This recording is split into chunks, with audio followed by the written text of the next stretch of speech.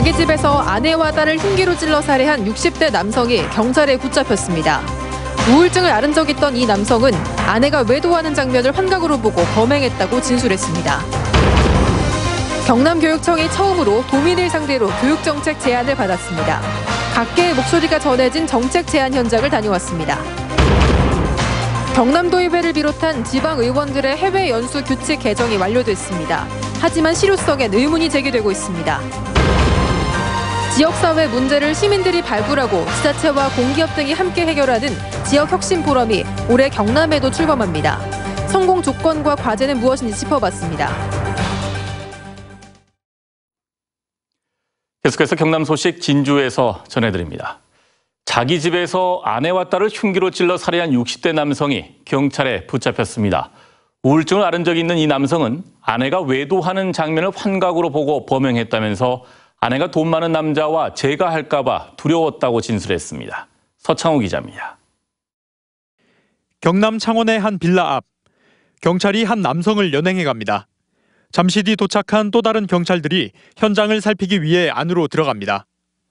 지난 7일 오전 8시쯤 이 빌라에 사는 60살 이모 씨가 아내와 딸을 흉기로 살해했습니다. 안방에서 자고 있던 56살 아내를 찌른 뒤 아내가 거실로 도망가자 따라가며 여러 차례 공격했습니다. 비명을 듣고 나온 29살 딸 역시 신고할까 두려워 살해했습니다. 살리면서 큰 소리 듣긴 들었는데 그 이후로는 아무 소리도 안 들리더라고요. 밑에 놀이터에서 날아가는 줄 알고. 이 씨는 범행 후에도 집안에 머물다 아내가 출근도 않고 전화도 안 받는 걸 수상히 여긴 아내 친구의 신고로 이틀 만에 붙잡혔습니다. 이 씨는 범행 동기에 대해 다른 남자가 아내와 연애하는 장면을 보고 그랬다며 지금 생각하니 그게 환청과 환시였다고 진술했습니다.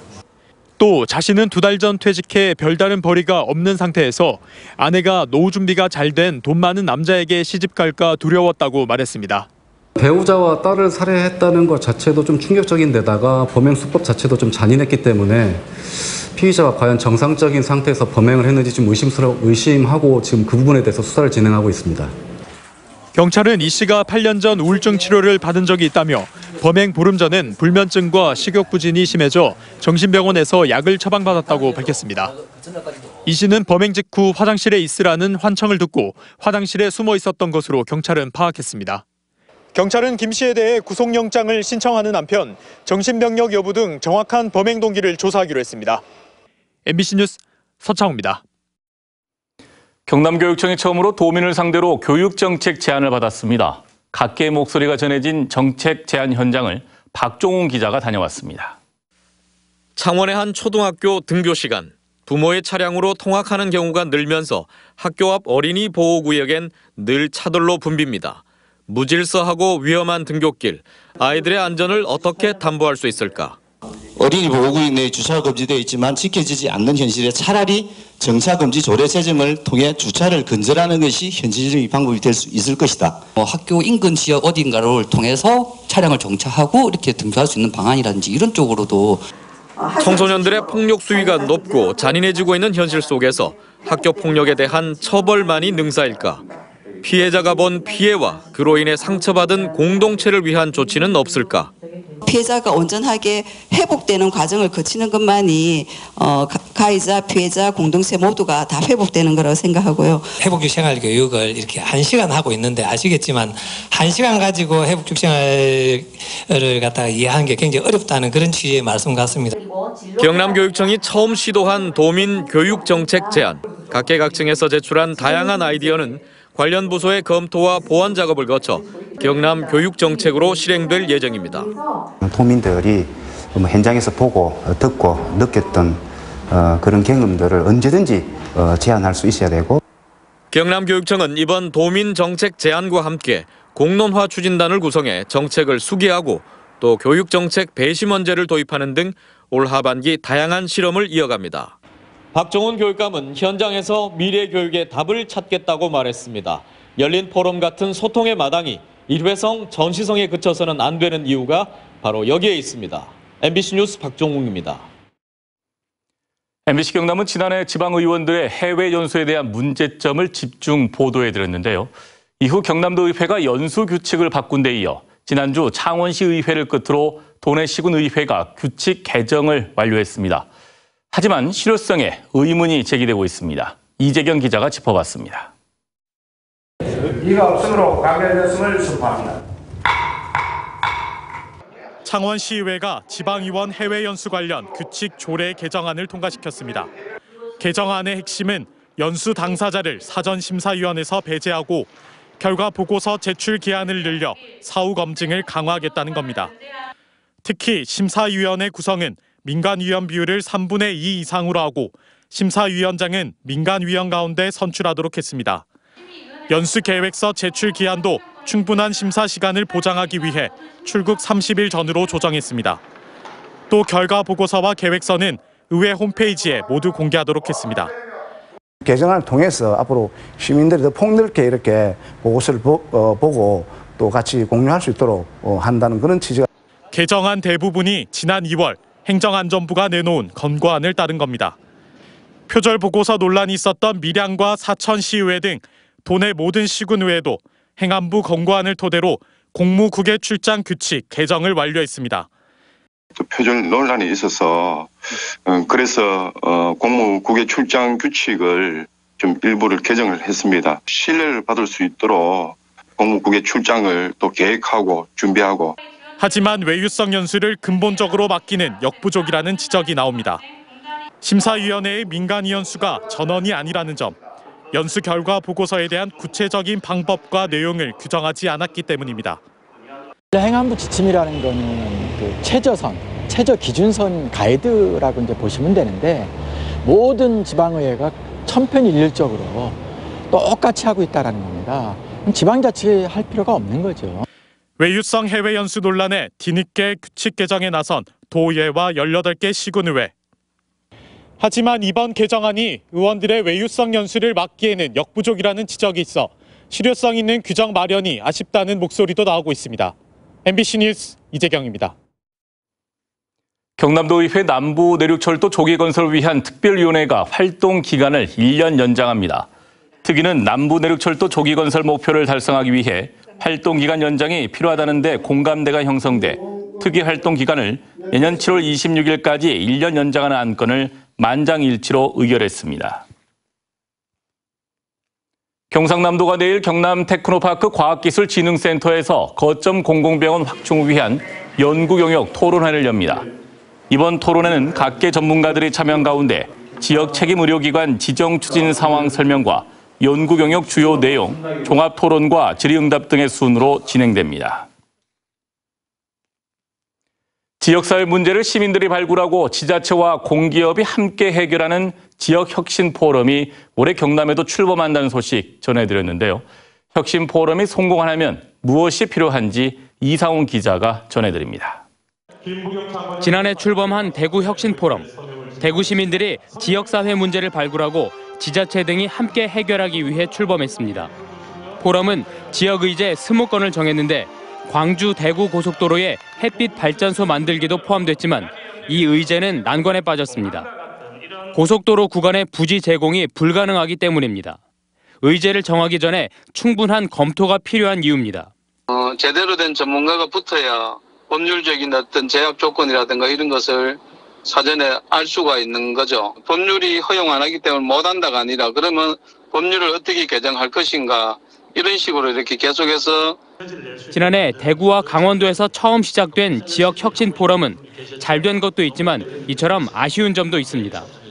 연말에 추진되면서 체계적인 사무국 가동이나 네트워크 관리가 안 됐고 의제를 실행하기 위한 구체적인 협의 등 후속 조치도 미흡했습니다. 또 행사나 회의 위주로 진행돼서 실질적인 토론과 해법 찾기 노력이 필요합니다.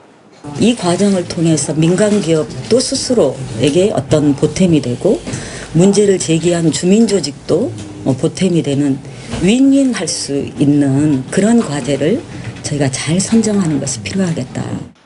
경남 지역 혁신 포럼이 성공하려면 무엇보다 도민들이 적극적으로 많이 참여하는 게 중요합니다. MBC 뉴스 이상훈입니다.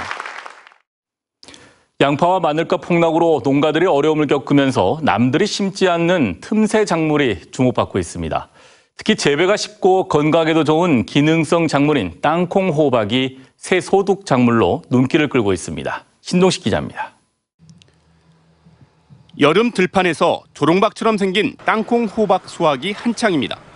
땅콩 호박은 미국이 원산지인 버터넛 스쿼시로 모양이 땅콩처럼 생겨 우리나라에서는 땅콩 호박으로 부릅니다.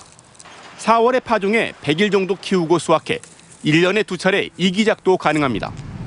남해에서 주로 심는 마늘보다 재배가 쉽고 소득도 높습니다. 대초 관리도 뭐 그렇게 신경 안 써도 되고 일단은 조금 편해요. 이걸 뭐 해놓고 나서 이제 열일 동안에 다른 또 내가 농업 부분에 또 전념할 수 있는 그런 부분도 있고 그래서 상당히 괜찮은 작물이라고 저는 봐요. 속은 진한 노란색 또는 주황색으로 질감이 단단해 생으로 먹으면 고구마나 단호박과 맛이 비슷합니다. 영양 성분은 단호박보다 많고 노화 방지와 위암 등 항암 효과가 높은 기능성 작물로 찾는 사람이 늘고 있습니다. 또 버터와 견과류 향이 나고 달콤하면서 부드러워 샐러드나 카레, 튀김을 비롯해 이유식과 환자들의 건강식으로도 폭넓게 활용됩니다. 칼로리가 낮고 그리고 이제 다이어트 식품이고요. 또 눈에 좋은 베타카로틴 성분도 많기 때문에 눈 건강이나 비타민C, 섬유질이 많아서 건강식에 해당이 됩니다. 그래서 다양한 식재료로도 활용이 가능합니다. 땅콩 호박은 남해군에서 지난 2016년부터 재배하기 시작해 지금은 15농가가 7,000제곱미터에서 40톤가량을 생산합니다. 남해군은 체계적인 유통망과 가공센터를 확보해 땅콩 호박을 새로운 소득 작물로 육성해 나가기로 했습니다. MBC 뉴스 신동식입니다.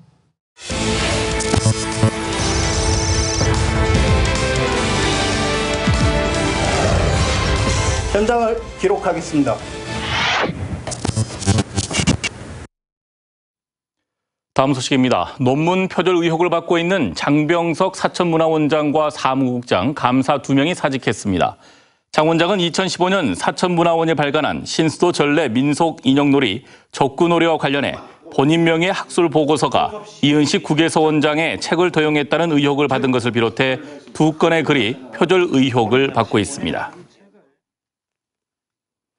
하동 참여자치연대가 오늘 민선 7기 1년 윤상기 군수 재임 5년을 평가하는 성명을 발표했습니다. 참여자치연대는 하동군이 일방적이고 독선적인 행정과 외형에만 집착하는 보여주기식 행정을 펴고 있다며 금오산 케이블카와 알프스 하동 프로젝트 등 대형 개발 사업에 공공의 이익을 최우선으로 하고 주민 의견 수렴과 공론화 과정 등으로 사업을 재검토할 것을 요구했습니다. 제15회 경남 지적발달장애인 복지대회가 오늘 장애인과 가족, 자원봉사자 등 500여 명이 참석한 가운데 진주 스포츠파크 체육관에서 열렸습니다. 지적발달장애인의 재활과 자립의지를 높이고 장애인에 대한 인식 개선을 위해 마련한 이번 대회는 장애인 어울림 생활체육대회, 발달장애인 예술제 등과 함께 진행됐습니다. 한국토지주택공사 LH가 어제 진주 혁신도시 본사 대강당에서 지역 주민과 함께하는 제5차 시민 공감 콘서트를 열었습니다. LH는 이번 콘서트에 지역 주민 1000여 명을 초청해 인기가수 공연과 오케스트라 연주를 선보였으며 지난해 7월부터 모두 5차례에 걸친 시민 공감 콘서트에 4천여 명이 관람했다고 밝혔습니다. 하동군 화계면 천년 차나무의 엽록체 유전체가 국내에서 처음으로 밝혀져 세계 유전자 은행에 등록됩니다. 하동녹차 연구소 연구개발팀이 정금리 천년 차나무의 차잎을 차세대 염기서열 분석 방법으로 유전자 변화를 조사한 결과 인도계 대엽종과는 뚜렷한 차이를 보였고 중국 차나무 품종인 용전 43과 유전자 서열이 비슷했습니다. 사천경찰서가 지역명과 고유 번호를 기재한 여성 안심 귀갓길 신고 위치 표지판 50개를 시내 곳곳에 설치했습니다. 표지판은 통행하는 여성들의 범죄 불안감을 해소하고 신속하고 신고 출동 태세를 마련하기 위해 만들었으며 조금이라도 이상한 행동을 하는 사람을 발견하거나 불안한 여건이 조성되면 지체 없이 신고해 줄 것을 경찰은 당부했습니다. 국내 8개 중소조선사 통합설에 대해 산업은행이 사실 무근이라고 밝혔습니다. 최근 한 언론사가 국책은행이 경영권을 보유한 STS조선해양과 성동조선해양 등 8개 중소조선사를 하나로 묶는 구조조정을 검토한다는 보도와 관련해 산업은행은 해명 자료를 통해 기사에서 언급한 내용을 검토한 바 없으며 사실무근이라고 해명했습니다. 한국농어촌공사 경남지역본부가 올해 예산 223억 원을 투입해 은퇴를 앞둔 농업인의 농지를 매입합니다. 매입 대상 농지는 농업진흥지역의 논과 밭, 과수원으로 매입 가격 상한액은 시지역은 제곱미터당 5만 원, 군지역은 제곱미터당 3만 5천 원입니다. 농어촌공사는 사들인 농지를 청년 창업농과 2030 세대에게 5년 동안 장기 임대해 줄 계획입니다. 한국토주택공사 LH가 청와대에서 열린 공정경제 성과 보고 회의에서 LH 공정문화 확산 프로젝트를 발표했습니다. 주요 내용을 보면 토지 임차인의 임대료를 인하하고 정산과 환불 기준 등을 합리적으로 개선하며 주택 소유권 이전이 지연되면 그 입증 책임을 LH가 지도록 돼 있습니다. 또 아파트의 보행로나 어린이 정류장 등을 설치할 때 비용을 LH가 부담해 입주자의 생활 편의를 높여 나가게 됩니다. 지금까지 진주였습니다. 고맙습니다.